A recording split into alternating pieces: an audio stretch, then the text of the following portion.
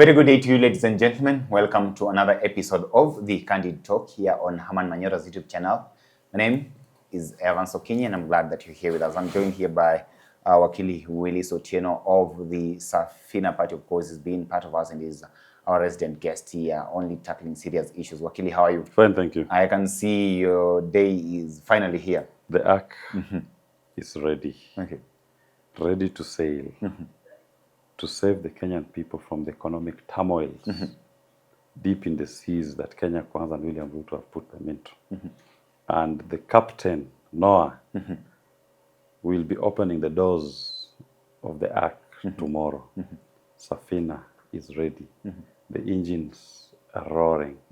They are revving, ready to start the journey towards economic liberation of our people. Okay. Safina is the way. By the way, is Safina part of the opposition still? Safina is a party of the people of Kenya. But I don't know what you mean by the opposition. We are not in Kenya Kwanza. We are not in the United Opposition. We are Safina, the party of the people. Okay. So where the people are is where we are. Okay. And we are not in opposition to the people. The opposition can be defined to be William Ruto and his legacy politicians. That is the opposition. Legacy politicians. The people are the people. Okay.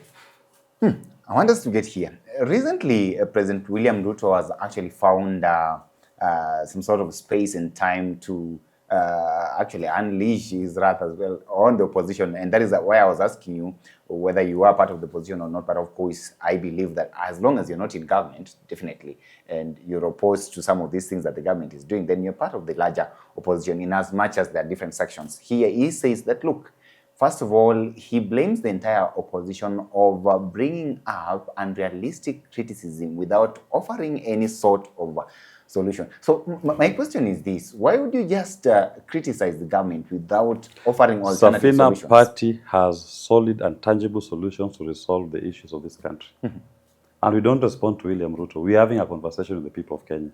You can continue with their brickbats with Gachagua, as is used to.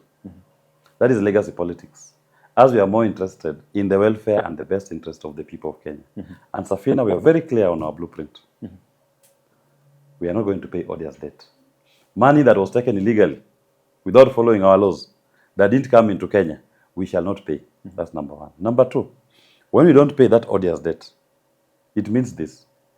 This financial year alone, we are paying 2.2 trillion in debt finance. We'll have 2.2 trillion. We'll be 2.2 trillion richer.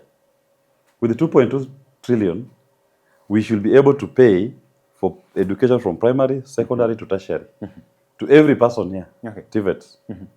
Because the cost of running that is around 300 billion. We have the 2.2 trillion we've saved. Take 300 billion, pay it. We are left with 1.9 trillion. With 1.9 trillion you're left with, shift share nonsense is costed, the healthcare system is running on 170 billion. We'll remove the 170 billion from this money that we've saved from the odious debt and pay for healthcare for everybody for free.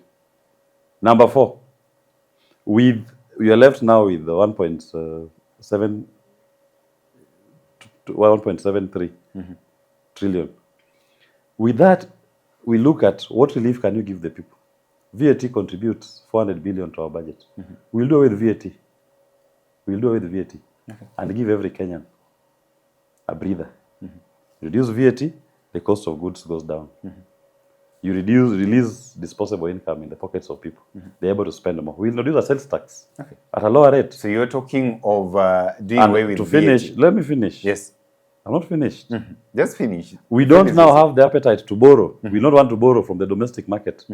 The Kenyan people in their pension funds, in their insurance, in their bank deposits have saved 8 trillion. Of that 8 trillion, Kenya government has borrowed 6 trillion at high interest rates of 14%. When the Kenyan wants to access capital to commercialize his idea, he goes to the market, he can't get a loan. He's told a loan is 20% interest rate. He can't pay. So ideas are being buried. We will not borrow from the domestic market. We are going to release that money to be given to the people of Kenya. Let the people of Kenya go and borrow and commercialize their ideas. Interest rates will fall to 3%. At 3% interest rate, you borrow 1 million, you're only paying 30,000 shillings in a year as interest. What can these Kenyans do? People will be able to access capital to commercialize their ideas. And finally, we must protect our people. Okay. Protect them from legacy politicians. The tools of domination, the tools of oppression they have used to kill our people, to abduct, to maim, are the police. We will make sure that every police station has a local community oversight committee elected by the people in that, served by that police station, who have a responsibility to oversight the work of that police station.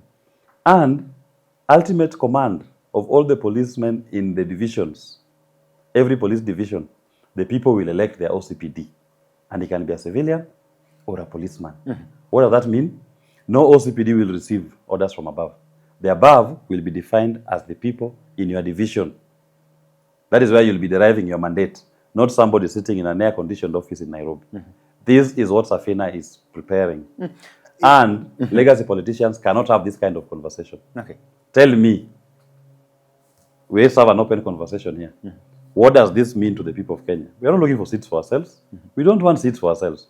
As we want to economically liberate our people and put power in the hands of the people. When we say we'll reduce VAT, we are not going to say we'll reduce. We are telling you from the 1st of November, after our election, don't pay VAT. The power is in your hands. Don't pay it. Don't charge, don't pay. You see, Wakili, I was having a conversation with one of my friends, and was actually asking, now that he knows that we normally do this show with you, he was telling me that, can you actually ask Wakili to explain to us how practical these things are? Because it's like, well and good, we have been having this conversation and about the debt that is actually causing us a lot of problems in this country and making us not actually to go ahead and move, at least develop economically. How practical are these things? Because but tell me, of the ideas I've just mentioned to you, the 5 points that are, six points Safina stands on, which one is not practical? Because not paying audience debt, how is that not practical? That's what they are asking. How are you going we are to simply make sure saying you get into power and then you just decide we are not paying. But who pays the money? Who pays the money? It's the government. When we are in power, we will not pay it. We'll simply say, here is our forensic audit. Where is this debt that you want us to pay for? Where is the parliamentary approval? Where is the project that it funded? You can't show us. So where did the money go? Somebody's private account in Qatar. It is lying in somebody's private account in Qatar, and you want us to pay. We will not pay. There's no practicality that you need to demonstrate that. Because you are now servicing a debt that went to somebody's private account in Qatar, and you keep coming to the Kenyan people to raise their taxes, charges, and levies to service that loan that didn't come here, not taken parliamentary approval. We will not pay. How practical can it get? But I'm committing we will not pay. And I'm saying Safina Party will tell you from the 1st of November after we're elected, don't pay VAT. You're talking about let us not pay VAT. How much money do we actually raise from VAT? I've told you. So you see, you're not listening. I told you VAT contributes 400 billion in terms of collections to tax. With not paying odious debt, we must give people a relief. So you like, and we are saying remove VAT as a tax in this country. We can introduce a sales tax of even 5%. Okay? So people only meet at the point of consumption. So once you release this money back to the people in their pockets, you know what it means? Somebody is 16 shillings richer for every item he was paying VAT on. So his capacity to spend increases. He has now more disposable income in his pockets. He will spend more. If he was buying half a loaf, he can now buy a full loaf. And the point of the midpoint is at the sales tax, which is 5%, lesser than the VAT. So you can buy a full loaf or 2 loaves. The baker must bake more bread. He must hire more hands to help him bake more bread. They must expand their distribution of the bread. So it means they must employ more people. These people will spend in this economy. These are very basic things. But legacy politicians don't want to see an empowered population. As we are talking about, we are doing things that will, by their own, when they're implemented, they will start stimulating the economy. That is Safina. Of course, these things are basic to the extent that you will be able to get that particular amount of money that you're saying after defaulting on your loan payments. Once we don't pay the loan, I've just told you, just taking the tax band as it is, you are not paying 2.2 trillion that was going to be paid anyway this year. It is going to be paid, for example, this year. So that money will be available? It is available. And I'm simply telling you how that money should be applied. And I'm telling you further, give people a relief. If somebody was going to buy an item at 160 Kenya shillings, of which 16% of that cost is VAT. Let's say 1,160. So 160 shillings was going to government as VAT. We are simply saying buy it at 1,000. Retain the 160. Okay? Now you have an extra 160 in your pocket. You will not keep it. You will go and buy another item at 160. Okay. That's what I'm telling you. The thing will self-stimulate. Because now I have more money in my pocket, I can spend more. And government just collects on sales tax. So you'll see more production, more consumption, and even more money. It is said that these things are easier said than done. That's what is actually said here. And mostly when you're outside, you may think, that is an argument that I've had with people here, that when you're outside, then you may think that it's so much easy. Then when you get to the house of the hill and you are there on the seat of power, then you realize that things are actually different. What if you get there and you realize that these things are not actually as practical as you thought they would be? Okay, you don't buy into the legacy politics talk. I keep warning you. Don't listen to legacy politicians. They will try to make you think that this thing is so complex, so difficult. They sell to you fear. But with fear, you're not able to move. I'm telling you that the sweetness of a pudding is in the eating. So you said from 1st of November we will not pay VAT. That will be our commitment. Who pays VAT? It's not me. It's the people. So when you are going to buy an item, don't pay the 16%. The shopkeeper, don't charge the 16%, if that is our commitment. So power is in the hands of the people. And the people will not save that money, 16%, and keep it in their pockets. They will spend it in the economy. When they spend it in the economy, you will see more consumption. So you're able to collect more in terms of sales tax. Okay. Of course, talking about me going to the shop and failing to pay, that also doesn't add up, because at the end of the day, those goods have their prices. Unless you're telling me that you're going to come up with a policy to ensure that that particular 16% is taken off. Okay, I have told you, this is the people's coalition. The people who are constituting the government have said in our coalition, we are not paying 16% VAT. Okay. The shopkeeper is part of the people. He will not charge 16%. And the people who are the consumers of the items will not pay 16%. That is if it's no. a government policy. There's nothing. You see, that's the problem. You think there's a government that's different from the people. These are commitments that people have signed up to, and they've gone to an election. They're the ones who pay the money, right? And the administration they've put in place is bound by that commitment. If they want to try to play monkey games, that's why I've said an item that is in the hands of the people. Yeah, if they're trying to play monkey games, if you're being lied to, like legacy politicians lie to you every day, you have nothing to do. In this instance, we're telling the people, you're the one who pays VAT, don't pay it. What then happens to our tax laws? Because currently, VAT is legal. It is legal, yes. I agree. But now the people have constituted an administration, they have said we are not paying VAT. So even that parliament, the law must comply with the people's demands. Our administration, we are not going to charge it. We don't want it. Okay. We don't want 16% VAT. Why are you insisting that we must collect so it? If I was, we are not legacy politicians. So if I was buying unga, let me say, if I was buying unga at 100 shillings, then I go there, the shelf, and it's 100 shillings, then I should actually just pay, if unga is vatable, don't pay the VAT on the unga. That's what I'm saying. Okay. If it's not vatable, pay the price that is on the till. VAT is charged as a separate tax band. Okay. And it is paid by the consumer. So we are simply saying that consumer who pays it, don't pay it. Okay. It is simple as that. So again, then what you're not understanding, this one of ours, we are not saying we will give you 6,000 or we'll give you 16%. We are not giving you 16%. Give the government less 16%. Do you understand?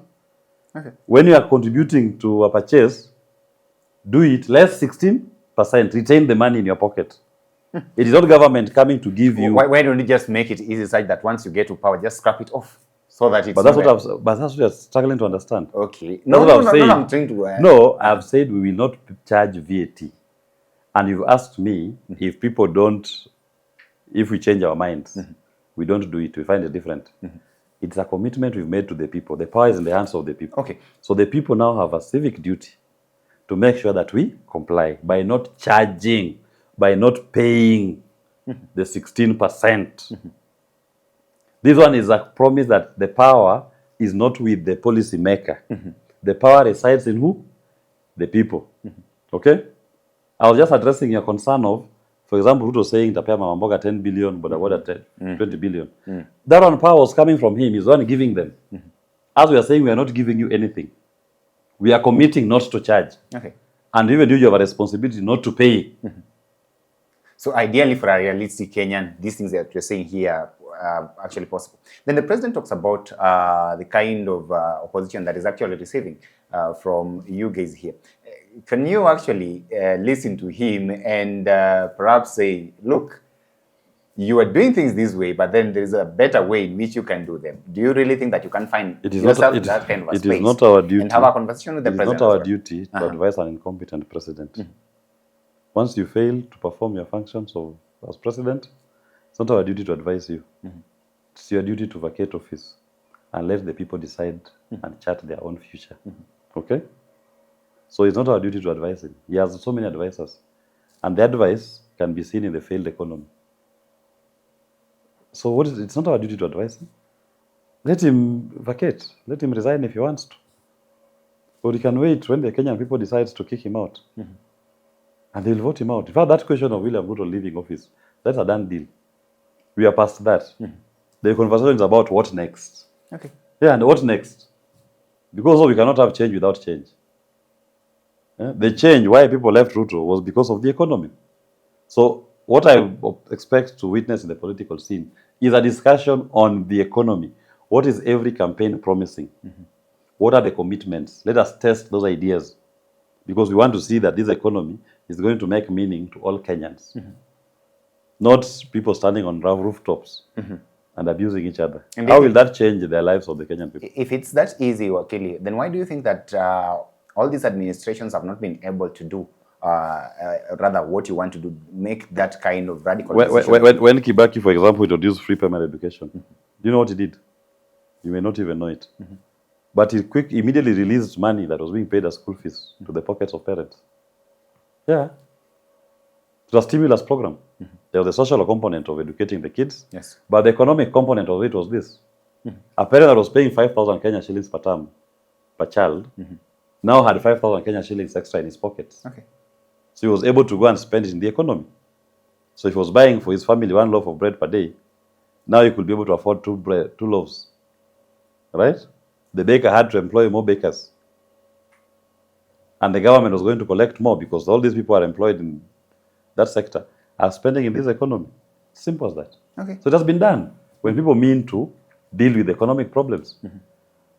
When they don't mean to, they try to make you to think that it's such a big, difficult subject that cannot be achieved. Okay. We saw free primary education here. Kids went to school. Parents saved the money. They didn't pay. The program was successful. The economy moved from negative GDP growth to positive in 4 years. So what you're telling me is not possible. Where? Okay. But legacy politicians don't want to see an empowered population. They don't want you to have money. They want you to be poor and to look up to them to give you handouts. So this kind of things we are discussing is an anathema to them. Because what we are discussing now is to empower the people. So people stop being beggars from legacy politicians. People become Lelo kings in their own spaces. That is Safina. That is the arc. Safina is coming. I'm looking forward to the outcome of your National Delegate Conference because I wish you all the best. And I hope that, maybe I do pray for you that you are sent there so that we see these things that you're actually saying here. If at all they can actually work. Don't pray for me so that you see. Pray for the Kenyan people that the Kenyan people ultimately get what they deserve in their public engagements. And that is an empowered population that lives a life of dignity, that is able to economically self-actualize, that is able to live free from the chains of poverty that legacy politicians have served them. It's not about me. You must always be very clear about that. It can't be about me. The ultimate test of this is we are more concerned about the quality of the lives that the Kenyan people will live. So don't make it about me. Let's make it about the people. It's not about you, it's not about Jimmy, it's not about Safina, it's about the people. It's about the people. Well, let's wait and see. All the best, Wakili. Ladies and gentlemen, weigh in and tell us what you actually think. Of course, the National Delegates Conference for Safina Party will take place on 18th at Ngong Rescos. You are free to attend and listen to what they have to offer as well. Allow me to stop for now till we have this conversation again. Have yourself a lovely day. My name is Evans Okini.